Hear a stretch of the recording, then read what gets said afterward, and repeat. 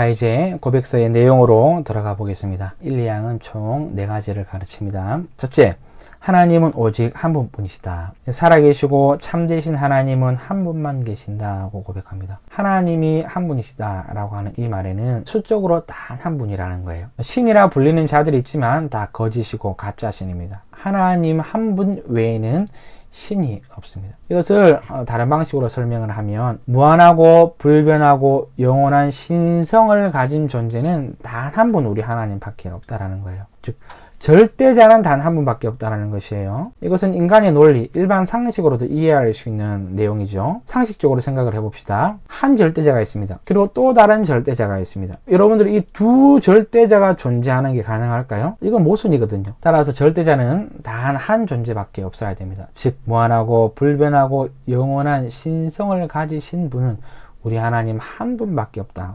이것이 하나님이 한 분이시다 라고 하는 고백의 의미입니다. 둘째, 하나님은 살아계시고 참되십니다. 고백서에 보시면 그냥 하나님은 한 분만 계시다 하지 않고 살아계시고 참되신 하나님은 한 분만 계시다 이렇게 얘기합니다. 신은 단 한 분밖에 없습니다. 그런데 우리가 경험적으로도 그렇고 성경에도 봐도 그렇고 무수한 신적인 존재들이 있습니다. 특별히 사도행전 17장에 보면 바울이 아덴 사람들을 봤을 때 그 사람들이 엄청나게 많은 신들을 섬기고 있는 것을 보고 충격을 받았던 것이 있습니다. 이처럼 우리의 체험적으로 경험적으로 그리고 성경에는 신이라 불리는 수많은 존재들이 있습니다. 우리는 이것을 어떻게 해석을 해야 될까요? 하나님 외에는 신이라 불리는 모든 자들은 사람이 상상력으로 만들든 혹은 손으로 만들든 다 사람이 만들어낸 작품일 뿐이죠. 이것을 우상이라고 합니다. 여러분들 시편 115편 3절에서 7절은 이 우상의 특징을 이렇게 얘기합니다. 우상은 눈도 있고 코도 있고 귀도 있고 입도 있고 손도 있고 발도 있는데 그 특징이 뭐냐면 눈이 있어도 보지 못하고 입이 있어도 말하지 못하고 귀가 있어도 듣지 못한다. 왜냐하면 죽은 존재이기 때문이다. 네, 그렇습니다. 신이라 불리는 모든 존재들은 사람이 상상으로 만든 까닭에 죽은 존재입니다.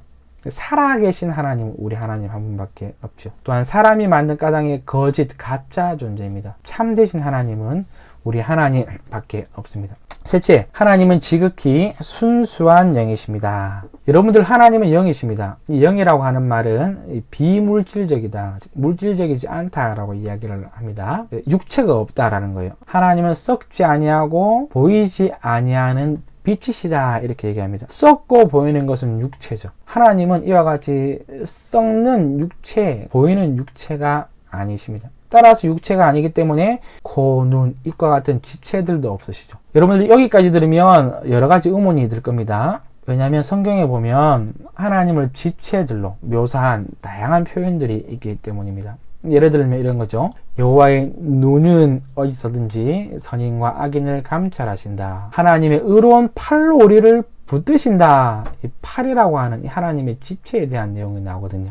여러분들 이것은 하나님의 완전하심을 우리가 조금 더 이해할 수 있는 방식으로 하나님께서 설명해 주신 것입니다. 하나님은 완전하신 분입니다. 완전하신 하나님이 우리에게 완전한 모습 그대로를 보여주시면 유한한 우리는 그 하나님의 완전하심을 온전히 이해할 수가 없습니다. 그래서 하나님께서는 우리가 이해할 수 있는 방식으로 그 하나님의 완전하심을 설명해 주시는데 그 방식이 뭐냐면 사람들이 이해할 수 있는 방식은 사람들이 가지고 있는 것을 가지고 설명하면 잘 이해하겠죠. 따라서 하나님은 하나님의 완전하심을 설명하기 위해서 인간의 지체를 빌려와서 설명을 했습니다. 그러니까 여호와의 눈은 어디서든지 의인과 악인을 감찰하신다 할 때 이 눈은 하나님이 실제로 눈을 가졌다라는 뜻이 아니라 하나님의 지혜의 완전하심을 묘사하는 거예요. 하나님이 의로운 팔로 우리를 붙드신다 할 때 이 팔은 실제로 하나님이 팔을 가졌다는 것이 아니라 능력의 완전함, 즉 전능함에 대해서 묘사하기 위해서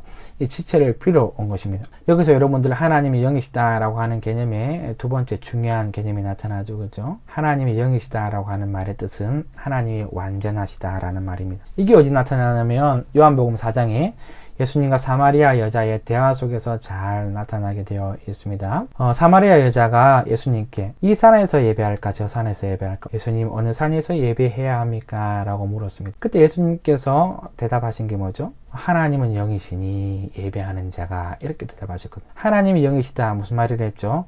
하나님은 완전하시다. 하나님은 완전한 분이시기 때문에 예배하는 자가 이 산, 저 산, 즉 장소적인 개념, 유한한 개념으로는 하나님을 예배할 수 없다라는 거예요. 완전하신 하나님께는 완전한 방법으로 예배를 해야 된다라고 가르쳐 주셨죠. 예배하는 자는 영과 진리로 성령 안에서 그리스도를 통하여서 하나님께 예배해야 된다. 진리 되시는 예수 그리스도로 말미암아 하나님께 예배해야 된다. 예배의 원리를 가르쳐 주셨던 것입니다. 여러분들, 하나님이 영이시다라고 하는 이 고백 속에서 예수 그리스도가 우리에게 절대적으로 필요한 존재, 우리에게 없어서는 안 되는 구주시오 중보자시다라고 하는 참된 고백이 나올 수 있는 것입니다. 왜냐하면 그 완전하신 하나님 앞에 그리스도가 없으면 우리는 예배할 수 없기 때문입니다. 하나님은 지극히 순수한 영이시다를 배웠습니다.